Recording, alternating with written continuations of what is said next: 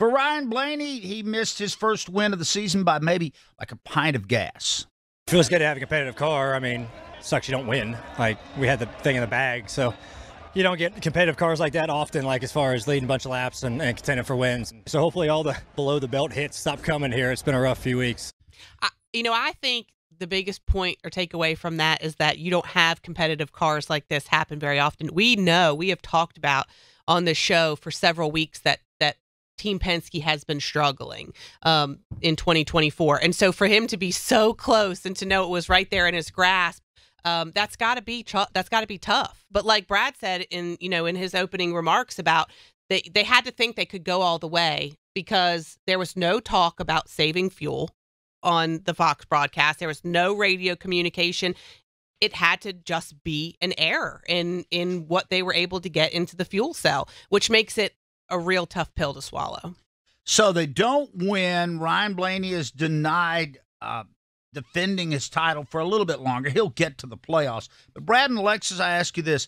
What were the odds, Brad, we'll start with you, that the first Penske driver to win after 16 races this year was going to be Austin Cindric?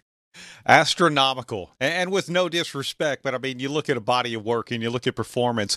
Austin Cindric has two championship-winning teammates in Joey Logano and Ryan Blaney. And Ryan Blaney has definitely been the most consistent of the three as the reigning series champion. And I don't know that any of them have necessarily shown race-winning speed here up until very recently, meaning like this last weekend. But no, I would not have thought it would have been Austin Cindric. In no way, shape, or form would I have actually hedged any sort of bet on that. Alexis, can we expect now to see a surge from Austin Cindric, or is this a singular anomaly? I'm going to need more. I'm going to need more data to be able to answer that question. Look, I think just like we had talked about, he had a great weekend. He had one of the best weekends he's had in a really long time. He qualified well. He ran third, was in a position that he needed to be in when the top two cars faltered and was able to get the win.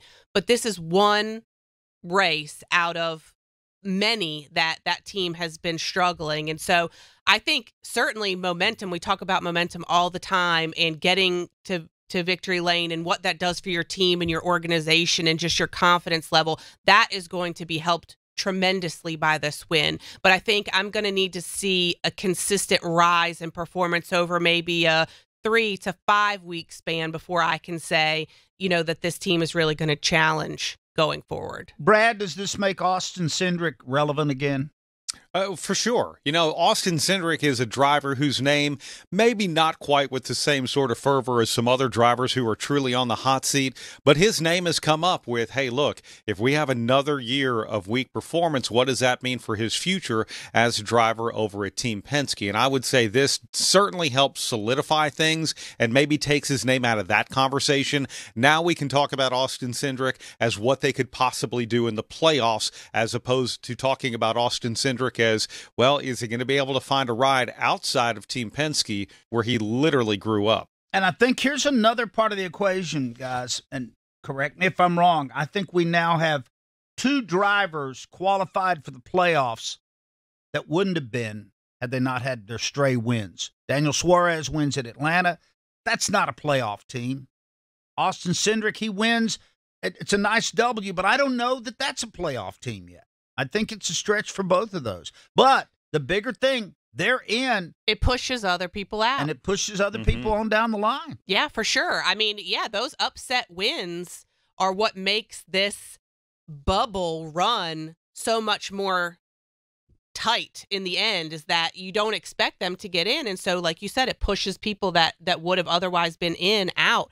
And we're going to have to see as we have how many weeks left? This is week number 15. So, over the course of the next few weeks, we're going to have to see, are we going to have any more upset winners that are going to push more people out? We're going to talk about Kyle Busch here in a minute and how he had a rough day and how you can't have days like that, especially when you have people that are winning that we aren't expecting to win. So Kyle Busch and Kyle Larson tangled on lap 139. It eliminated Kyle Busch for the day. Kyle Larson was actually able to keep soldiering on. He's still second in points.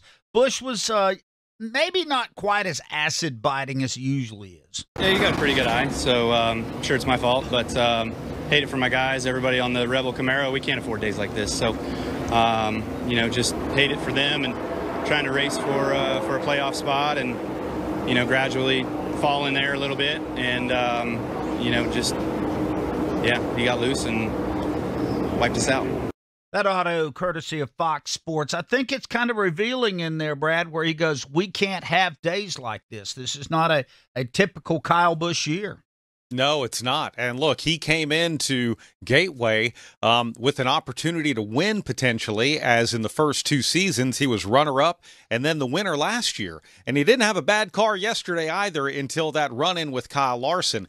Can you look at Sonoma and say, hey, here's Kyle Busch? I don't know that you can today. Can you look at Iowa Speedway? I don't know that you can. I don't know that you can look to New Hampshire, to Nashville, and so on down the road as we continue with the schedule. Hey, maybe the Chicago Street Course. Heck, he had his car buried in the tire barrier and still had a top 3 finish there last year. But they don't have opportunities, and they don't have many at all. And yesterday was an opportunity that went away early. Alexis, Kyle Busch has been talking a lot about preserving the win streak of 19 years in a row. Is it in jeopardy?